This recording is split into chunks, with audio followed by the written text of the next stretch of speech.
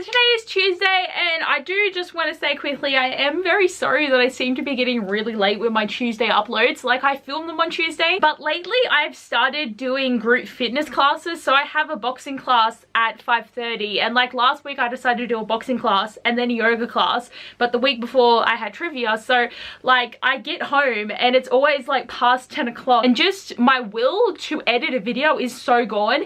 And like tonight I'm going to be doing boxing, yoga, and going to a movie, and I'm filming this and I didn't time manage it all because my time management is awful. So I'm like already gym geared ready, but I should have done this earlier. Prioritizing is not good in my mind at the moment, but I'm still gonna film this video because I'm not gonna be filming it at 11 o'clock at night, which is probably when I'm gonna get home, and I'm really gonna try and upload. Like, I'm really gonna try, but if it doesn't happen, this is just me really saying it and not saying it in the comments, and I'm sorry if this is late. But as I said, today is a top 5 Tuesday, and today's theme is my top 5 overhyped books. I have done this theme in the past, and I cannot remember actually if any of the books that I mentioned were on that list when I did it a few years ago, but I do think there's some new ones. I do like coming back to themes though, because it is interesting to know if my feelings are the same as like 2 years ago, or if like since I've read new books it's changed, or like things whip around a little bit, or some books I used to really think were overhyped and now I don't feel that bad about them. But I'm excited to get into this list. So these are the books that I see people talk about all the time,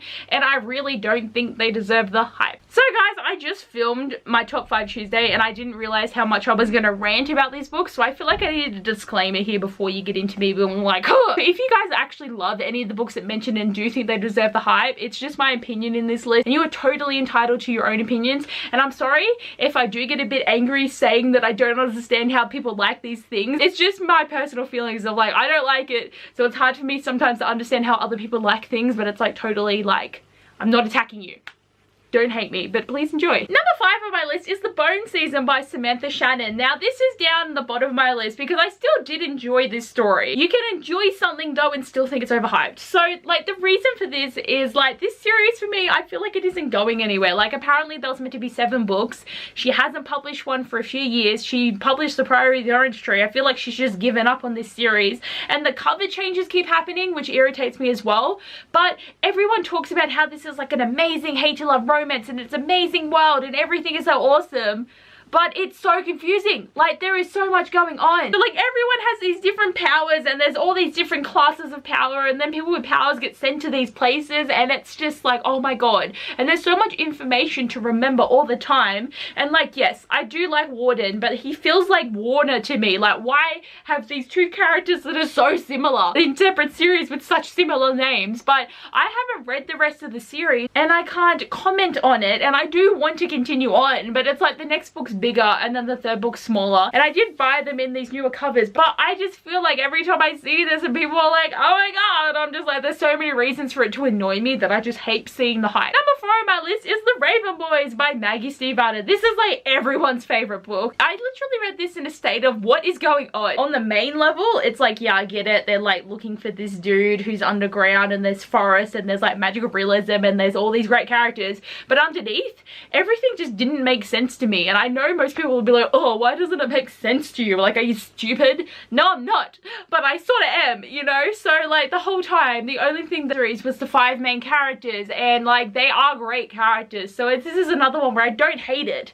It's just when people talk about it all the time, I'm like, oh, I just want to see other books, man. I just want to see other things that people talk about. Okay, number 3 on my list is Shadow and Bone by Leigh Bardugo, and I find this is overhyped because Alina literally did nothing. Like, I mean, she's meant to be this awesome sorceress with like these cool powers. I'm like, really, this world would have been totally fine without you. Like, would have been fine. Only thing going for this book for me is Darkly, because he is bae, and I hate Mal. Oh my god, Mal is like one of the worst love interests ever. Nikolai is the best and Darkling is the best, and they both ended up with the short end of the stick in this series. And at least Nikolai has his own book now, which I haven't read yet. I haven't read King of Scars. I keep forgetting that I have it in a sense. It's been sitting on my shelf for so long, and I'm like, woo, I'm gonna read about Nikolai, and I have not. It actually came out like 4 months ago. Oh my god. But like, people still really enjoy this though, and I love Six of Crows. Six of Crows is where it is at, and where Leigh Bardugo wrote an amazing work. That is a great series, and I wish that was all of it. So I read these first, and then I got to Six of Crows, and I was like, it's great. But so many people like still think like this is better sometimes, and I'm like, how?